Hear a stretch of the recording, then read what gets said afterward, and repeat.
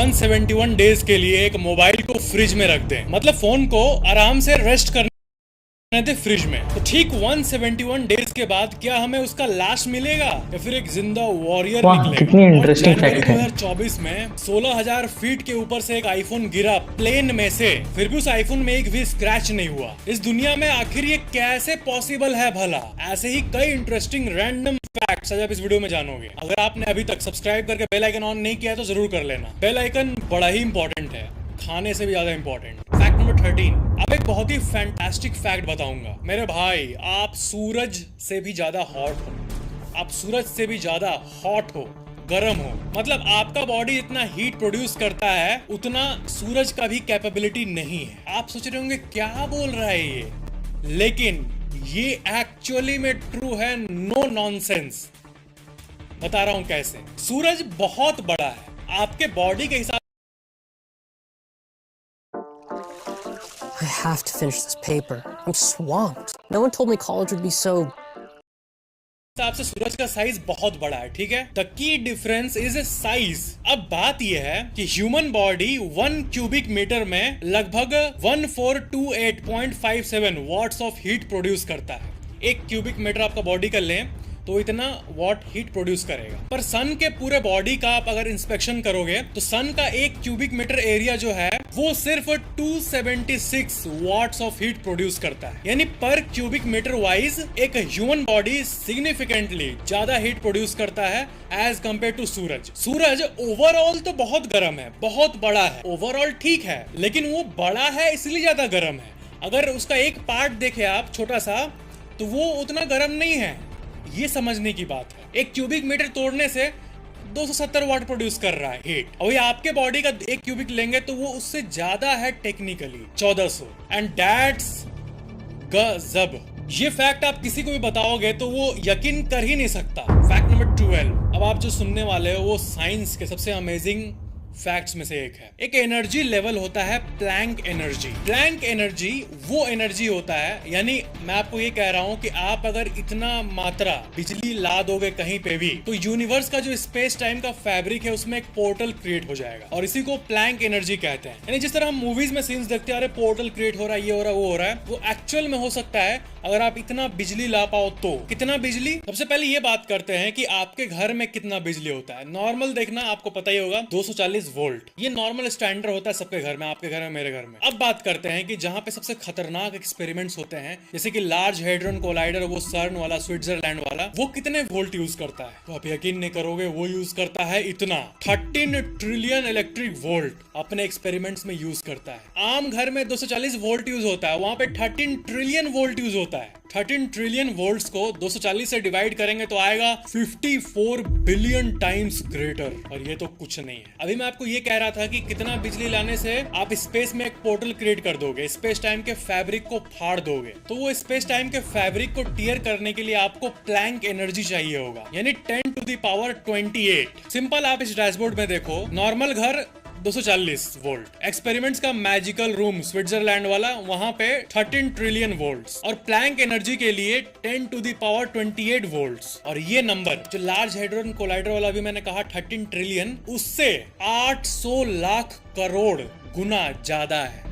घर का 240 वोल्ट, उससे लगभग 54 बिलियन टाइम्स है वो लार्ज हेड्रॉन कोलाइडर वाला, और उससे 800 लाख करोड़ गुना ज्यादा है प्लैंक एनर्जी। और इन वोल्टेज के कंपैरिजन को अगर हम सिंपली नंबर्स में देखेंगे तो वो कुछ ऐसा दिखेगा। फैक्ट नंबर 11, आप में से एक इंसान ने कमेंट किया था ये वाला, कि इनका क्वेश्चन है कि जब लाइट के ज्यादा स्पीड पे कोई चीज जा नहीं सकती इस यूनिवर्स में, तो पिछले वीडियो में जब मैंने बताया था solar Parker probe 7 lakh kilometre प्रति घंटे पे उड़ रहा है स्पेस में, ये कैसे संभव है? इससे मुझे समझ आया इस कमेंट से कि बड़ा कंफ्यूजन है। अभी भी आप लोगों में से बहुत लोगों के मन में ये होगा कि लाइट का स्पीड 3 लाख किलोमीटर प्रति घंटे है। हम जब गाड़ी की, बाइक की स्पीड को देखते हैं या ट्रेन के स्पीड को, तो वो प्रति घंटे में देखते हैं, जैसे कि 500 किलोमीटर पर आवर। पर शिवम भाई जिन्होंने कमेंट किया है, लाइट का स्पीड 3 लाख किलोमीटर प्रति घंटे नहीं है, 3 लाख किलोमीटर प्रति सेकेंड है। फैक्ट नंबर 10, आपने ये नोटिस किया होगा जब हम पैसों की बात करते हैं, जैसे कि 1 करोड़, 100 करोड़, 1000 करोड़, तो पैसों की बात तो हम बड़े आसानी से कर लेते हैं, पर फिजिकली ये पैसा कैसा कैसा दिखता है ये आपको जरूर चौंकाएगा। देखो 500 रुपए का नोट से अगर 1 करोड़ रुपए को रखा जाए, नोट का पहाड़ बना के एक के ऊपर एक नोट, तो 1 करोड़ का रकम मतलब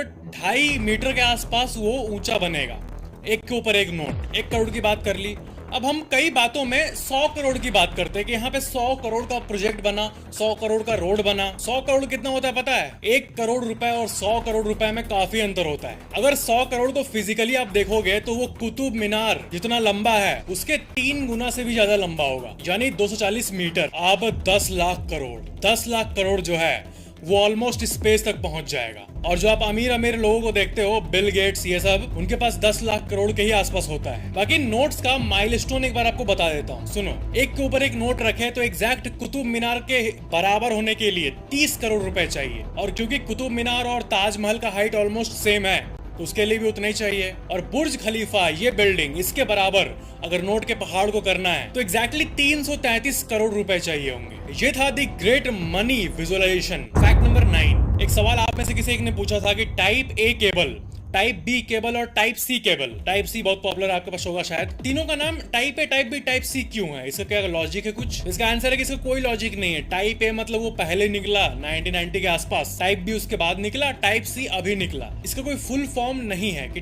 टाइप ए मतलब कुछ होगा, टाइप सी का मतलब कुछ सर्कमफ्रेंस कुछ भी होगा, ऐसा नहीं है। It's just normal name. अच्छा मेरे को लगा था कि टाइप सी मतलब चूतिया वाला चार्ज केबल। टाइप सी मतलब चूतिया, सी फॉर चूतिया। Just kidding guys, continue.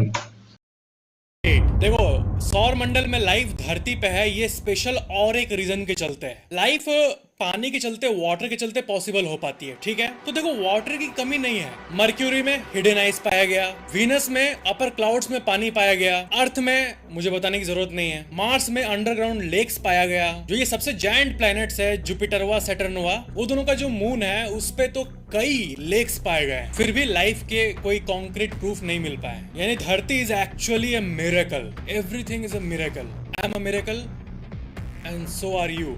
पिछले वीडियो में मैंने बताया था कि मैं बाली टाइम चेंबर में जाऊंगा जहां पे 15 दिन तक कोई भी फोन अलाउड नहीं है, सिर्फ नेचुरल मेडिटेशन और बाकी चीजें करनी होती है। तो आप लोगों में से कमेंट आया था जब फोन अलाउड नहीं है, गैजेट अलाउड नहीं है, तो फिर कैसे जाएगा, व्लॉग कैसे करेगा तू? तेरे भाई के पास स्पेशल परमिशन होगा मेरे भाई। क्या आपको सच में लगता है कि 17 मिलियन सब्सक्राइबर देख के वो लोग ना कहेंगे? नो वे। 7 आप में से किसी ने सवाल पूछा था कि एक गजब है। मतलब आजकल आपके कितने फॉलोअर हैं इसके ऊपर जज किया जाता है। आपके अगर अच्छे खासे फॉलोअर हैं, कहीं भी आपको अलाउ कर दिया जाएगा, आपकी बहुत ही रिस्पेक्ट किया जाएगा अगर अच्छे खासे फॉलोअर हैं। दैट्स गजब। B continue. चांद धरती का चक्कर लगा रहा है, धरती सूरज का चक्कर लगा रही है, सूरज मिल्की वे आकाश गंगा का चक्कर लगा रहा है। तो क्या मिल्की वे गैलेक्सी जो है, पूरा गैलेक्सी आकाश गंगा, ये इंटर्न आगे जाके किसी का चक्कर लगा रहा है? इसका आंसर है हाँ। चक्कर तो नहीं लगा रहा बाकी की तरह, लेकिन ये अगर मिल्की वे है तो ये किसी अननोन चीज के तरफ बढ़ते जा रहा है। सारे गैलेक्सीज का जो सेट है, मिल्की वे, एंड्रोमेडा, ये यहाँ पे बहुत सारे आकाश गंगाएं हैं, हमारा भी है, पड़ोसी भी है। तो वो पूरे एरिया का नाम है लैनियकेस सुपर क्लस्टर। और सिर्फ हमारा मिल्की वे ही नहीं बल्कि पूरा लैनियकेस सुपर क्लस्टर इसके तरफ मूव करते जा रहा है। अब सवाल है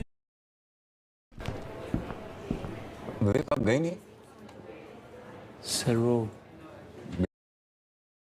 किसके तरफ? उसे कहते हैं द ग्रेट अट्रैक्टर। और इसके बारे में मैंने आपको बहुत सारे फैक्ट्स बताए हैं कि ये स्पेस का एक मिस्टीरियस डेंस रीजन है जो कि पूरे बड़े बड़े गैलेक्सीज को नचा रहा है, अपने तरफ खींच रहा है। और साइंटिस्ट को इसका एग्जैक्ट स्पीड भी पता है कि कितने स्पीड में मूव कर रहा है ये सुपर क्लस्टर। इसका आंसर है 600 किलोमीटर प्रति सेकेंड। 600 किलोमीटर प्रति सेकेंड में milky way and company move कर रहा है इसके तरफ। Fact number 6। ये एक बड़ा इंटरेस्टिंग सवाल है कि मान लो किसी इविल वैज्ञानिक ने मून को टारगेट किया और मून को तोड़ दिया, मून को न्यूक कर दिया और पूरा चांद ही टूट गया, तो इसके बाद भला क्या होगा? अब मून नहीं है तो वो टूट गया, पूरा स्पेस में बिखर जाएगा रॉक्स धरती के चारों तरफ। तो सवाल ये है कि क्या धरती के चारों तरफ भी सैटर्न की तरह रिंग बन जाएगा? तो इसका आंसर है हाँ, सैटर्न की तरह टेम्पोररी रिंग बन जाएगा, लेकिन वो सस्टेन नहीं करेगा। उस रिंग को हम लोग कुछ साल के लिए एंजॉय कर लेंगे, धरती कुछ ऐसा दिखेगा, लेकिन कुछ हजारों साल बाद वो सब धरती पे बरसेंगे धीरे धीरे। यानी आप लोग के लिए लकी है, आप लोग रात को देख पाओगे मीटियोर शावर हो रहा होगा पूरे स्पेस एलिमेंट्स का। सवाल ये है कि सैटर्न ग्रह के पास रिंग है तो वैसे ही धरती के पास क्यों नहीं हो सकता अगर चारों तरफ रहे एलिमेंट्स तो इसका आंसर है सपोर्ट।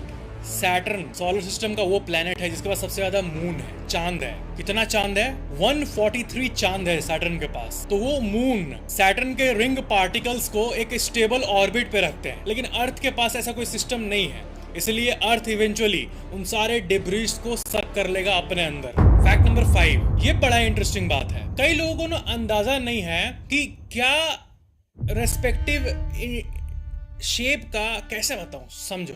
धरती अगर ये है तो सूरज कितना बड़ा होगा बताओ। तो देखो इसका आंसर हम बहुत बार धरती, सूरज, जुपिटर बड़ा है, सबसे लार्जेस्ट प्लेनेट है, ये सब सुने हैं, लेकिन एक आइडिया देता हूं आपको कि क्या डिफरेंस है इनका। तो अगर धरती एक छोटे से मार्बल के साइज का है, जो नहीं खेलते थे बचपन में, वो मार्बल अगर धरती है तो जुपिटर एक वॉलीबॉल के बराबर होगा।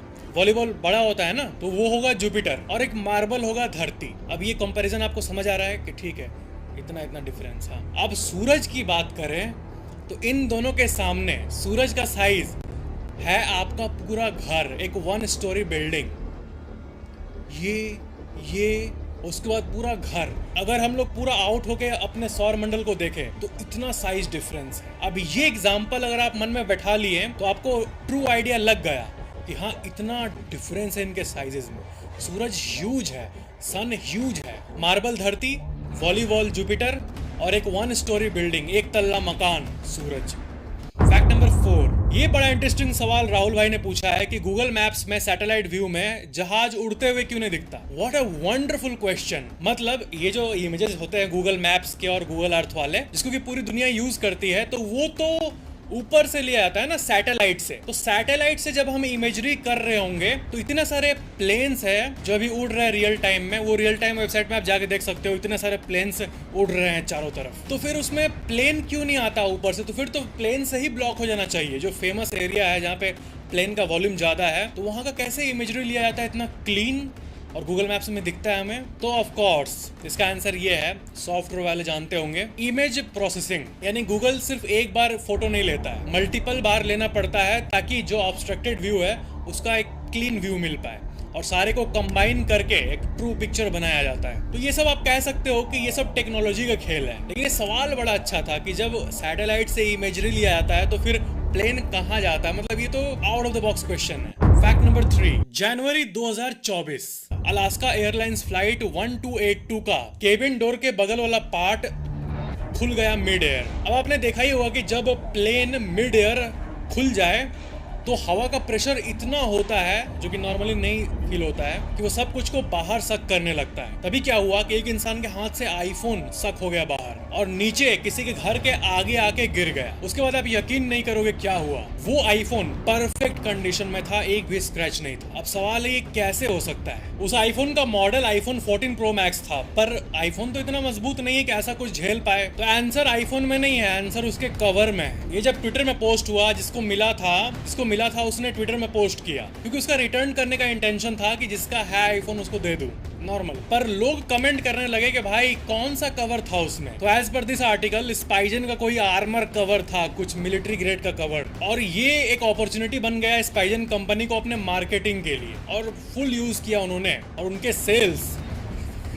फैक्ट नंबर 2, किसी ने ये कमेंट किया था कि 24/7 तो 24 आवर्स पूरा दिन होता है, तो ये 7 का क्या मतलब है? ये सवाल थोड़ा कॉमन लग रहा होगा, लेकिन बहुत लोगों को नहीं पता। देखो, आम जीवन जो होता है स्कूल, कॉलेज, जॉब का, वो होता है 24/5 का, यानी Monday, Tuesday, Wednesday, Thursday, Friday, 5 दिन, 24 घंटे इंटू 5। लेकिन जो इमरजेंसी सर्विसेज हैं वो होती है 24/7, यानी 7 का मतलब होता है दिन। हफ्ते में 7 दिन, एक भी दिन ऑफ नहीं, यानी इसका मतलब है कि 1 सेकंड भी ऑफ नहीं हो सकता। ये इनको कॉन्टिन्यूअसली फॉर इटर्निटी ऑन ही रहना होगा। और कई जगहों पे 24/7/365 को लिखा जाता है, इसका मतलब 24/7 ही होता है। 365 मतलब पूरे साल ऑन रहेगा। फैक्ट नंबर 1, तो अगर हम फोन को फ्रिज में रख दें बहुत दिनों के लिए तो क्या होगा? देखो, आपको ये जानने की जरूरत है कि फोन के अंदर सबसे नाजुक, सबसे फूल की तरह, सबसे बबुआ जो पार्ट होता है वो होता है बैटरी। यानी फोन के साथ छेड़ाछेड़ी करने से सबसे पहले जो मरेगा वो है बैटरी। चाहे ज्यादा गर्म कर लो, चाहे ज्यादा ठंडा कर लो। पर जहां तक प्रोसेसर्स की बात है तो वो मैन्युफैक्चर होते हैं। तो दैट्स इट गाइज।